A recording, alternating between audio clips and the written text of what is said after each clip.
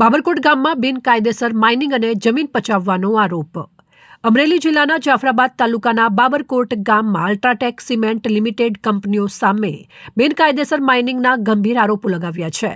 મામલાતિંગ બાબરકોટ ગામના યુવા સરપંચ અને પંચાયતના પ્રતિનિધિઓએ જાહેર રીતે આરોપ મૂક્યો છે કે UltraTech cement limited unit, Narmada cement workers અને UltraTech cement limited unit Gujarat cement workers કોવાયા કંપનીઓએ ગામની વિવિધ જમીન અને સરકારી ગૌચર પર વિરુદ્ધ કાયદેસર માઇનિંગ કરી રહ્યા છે.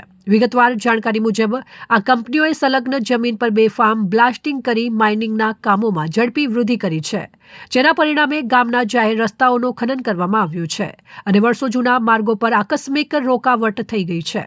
ખાસ કરીને ખેતી અને માછીમારીના માર્ગો ઉપર અવરોધ સર્જાયા છે. આ સાથે બેંક શ્રેણીના 20થી વધુ સર્વે નંબરો પર માઇનિંગ કરવામાં આવી રહી છે. આથી પરિસ્થિતિની ગંભીરતા સમજતા બાબરકોટ સરપંચ અનકભાઈ છનાભાઈ સાંખટ અને પંચાયતના સભ્યોએ નોંધાવ્યું છે કે ગૌચર જમીનમાં માઇનિંગથી પશુઓને ચરવા માટે ભારે મુશ્કેલી આવી રહી છે અને જે રસ્તા માછીમારીઓ માટે મહત્વપૂર્ણ હતા તેમનામાં પણ અવરોધો ઊભા થયા છે.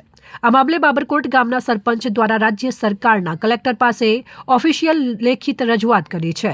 તેમણે અલ્ટ્રાટેક સિમેન્ટ લિમિટેડ સામે ગુજરાત જમીન પચાવી પાડવા પર પ્રતિબંધ અધિનિયમ 2020 હેઠળ આ મામલાની તપાસ અને કાયદેસર કાર્યવાહી કરવાની અપીલ કરી છે. સ્થળ પરની મુલાકાતે ઉપસરપંચ પાચાભાઈ ભૂપતભાઈ, સભ્ય જીવરાજભાઈ અને મુકેશભાઈ ચાવડા સહિતના અગ્રણીઓએ ચિંતા વ્યક્ત કરી હતી કે આ બિનકાયદેસર માઇનિંગથી પ્રાદેશિક લોકોને મોટું નુકસાન થઈ રહ્યું છે. બાબરકોટ ગામે આવેલ UltraTech cement unit Narmada cement અને અલ્ટ્રાટેક સિમેન્ટનું બીજું યુનિટ એટલે કે ગુજરાત સિમેન્ટ વર્કર્સ નામની આ બે જમીનબક્ષી કંપનીઓ આવેલી છે. આ બંને કંપનીઓનું માઇનિંગ લીઝ અમારા બાબરકોટ ગામે આવેલ છે. આ બંને કંપનીઓ દ્વારા ઘણા સમયથી અમારા ગામના ખેડૂતો ઉપર લેડ ગ્રેબિંગના કેસો કરી અમારા ગામના ખેડૂતોને હેરાન પરેશાન કરવામાં આવે છે. ત્યારે આ કંપની દ્વારા અમારા ગામે આવેલ સરકારી પડતર જમીન સર્વે નંબર 366 પૈકીના સર્વે નંબરો ઉપર ખનન કરવામાં આવી રહ્યું છે. આ બંને કંપનીઓ દ્વારા અમારા ગામના ગૌચર જમીન સર્વે નંબર 214 અને 198 પૈકી એકમાં જાહેર રસ્તાઓ કરી માઇનિંગ કરી નુકસાન પહોંચાડવામાં આવી રહ્યું છે. ત્યારે ગૌચર નંબરો 251, 252, 253, 254 અને 278 સર્વે નંબરમાં પણ આ બંને કંપની દ્વારા નુકસાન પહોંચાડવામાં આવી રહ્યું છે.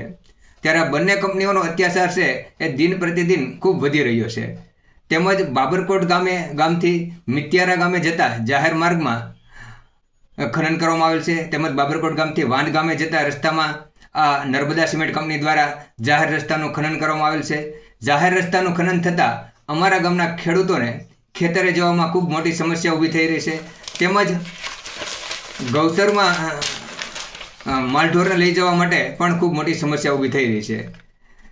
તેમજ અમારા ગામેથી જાફરાબાદ જતા જે જૂનો ગાડાવટ માર્ગ છે એમાં આ નર્મદા સિમેન્ટ કંપની દ્વારા જાહેર રસ્તા ઉપર વેબ્રિજ બનાવી અને જાહેર રસ્તા ઉપર દબાણ ઊભું કરેલ છે. જાહેર રસ્તો બંધ કરેલ છે, જેના કારણે અમારા ગામના લોકોને માછીમારી કરવા માટે જવાની પણ ખૂબ મોટી સમસ્યા ઊભી થઈ રહી છે. તેમજ આ તમામ બાબતે અમારા બાબરકોટ ગ્રામ પંચાયત દ્વારા જવાબદાર તંત્રને વારંવાર રજૂઆત કરવામાં આવી છે. તેમ છતાં પણ એમના પેટનું પાણી હલતું નથી. કહેવાય છે ને કે ન્યાય નીતિ સૌ ગરીબને, મોટા સૌને માફ, વાઘે માર્યો માનવી એનો સૌ ઇન્સાફ. આ મુહાવરો છે અહીંયા લાગુ પડે છે. આ તંત્રને અમારા ગામના ખેડૂતો ઉપર લેન્ડ ગ્રેબિંગના કેસો કરવામાં આવે છે, પરંતુ આ જમીન બક્ષી કંપનીઓ સામે લેન્ડ ગ્રેબિંગના કેસો દાખલ કરવામાં આવતા નથી.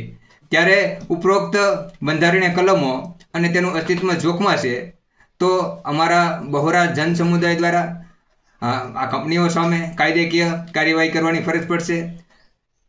ત્યારે આજરોજ બાબરકોટ ગ્રામ પંચાયત દ્વારા ગુજરાત જમીન પચાવી પાડવા અધિનિયમ 2020 અંતર્ગત આ બંને કંપનીઓ સામે લેડ ગ્રેબિંગનો ગુનો દાખલ કરવામાં આવે એવી માનનીય કલેક્ટર સાહેબને રજૂઆત કરવામાં આવી છે.